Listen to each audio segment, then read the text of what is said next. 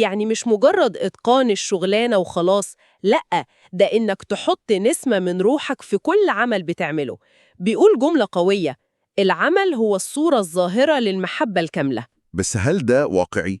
يعني هل كل أنواع الشغل ممكن الواحد يلاقي فيها المحبة دي؟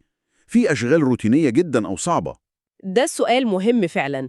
جبران طبعا بيقدم رؤية مثالية، لكنها في نفس الوقت بتدعينا التفكير.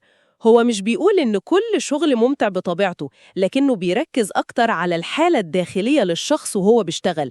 هل بيشتغل بروح العطاء والإبداع والاتصال بشيء أكبر منه، ولا بيشتغل بملل وزهق وإحساس إنه مجبر؟ التحذير بتاعه من الشغل من غير حب ده قاسي قوي. صحيح. ده بيقول إن اللي بيخبز من غير اهتمام كأنه بيقدم خبزا مرا بيسد نص جوع الإنسان بس، وإن اللي بيعصر العنب بحقد كأنه بيسمم الخمر.